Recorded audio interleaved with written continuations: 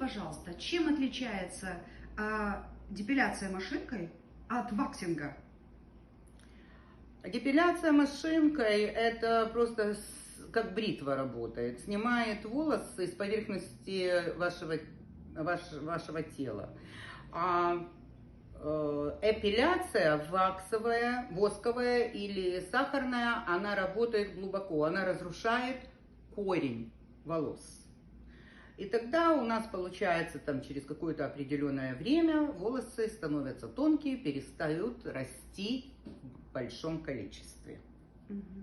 Хорошо. А что вы посоветуете лучше? Ну или чем как бы отличается ваксинг от лазерной депиляции?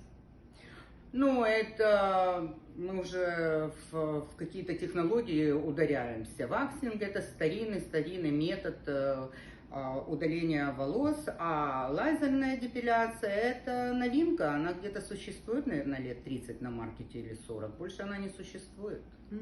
А что дороже? Что дороже? Конечно, лазерная депиляция дороже, потому что работаем машинами и работаем на 5-10 лет удаления волос. Скажите, пожалуйста, а сколько лет у вас опыт в вашей сфере? Ну, если я назову мои года, сколько лет, значит, вы уже тогда высчитаете мой возраст. Ну, давайте скажем, что очень много. А есть ли проблемы у пациентов после вакса? То есть аллергия, врастание волос? Конечно. Самое основное, надо правильно удалить волос. Но это не потому, что может быть неправильно удален волос. Волос имеет тенденцию утончаться. И когда он становится тоненький, слабенький, он не имеет той возможности пройти через защитные слои. И если он уже не проходит через защитные слои, он создает вросший волос. А иногда он даже и не поэтому, а он прямо врастается в солевую железу, и получается проблема. А бывают аллергии после ваксинга? Конечно, очень часто бывают аллергии после ваксинга. Допустим, человек принимает какие-то таблетки, какие-то препараты, и не сказал вам правду, что он сердечник, у него может быть аллергия. А есть люди, которые безаллергичные. Ну, ко всему надо привыкнуть. Когда тело привыкает, оно не дает больших реакций. А сколько длится период между ваксовой депиляцией? Но я вам сейчас скажу недели, вы просто будете надо мной смеяться, но это действительно так. Значит, во всех вебинарах, во всех рассказнях, которые на сегодняшний день пишут, написано от 3 до 4 недель вы должны явиться на следующую депиляцию. Не верьте никому. Это неправда.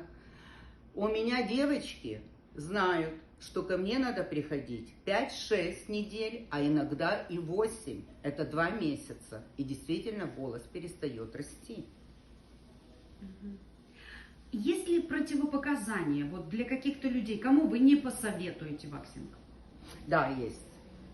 Я бы не посоветовала ваксинг людям со слабым сердцем. Я бы не посоветовала ваксинг людям с прыщавой поверхностью кожи.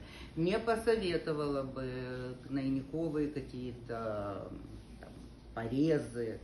Ну, в общем, всякое, открытые раны. Я бы в жизни никогда этого не посоветовала.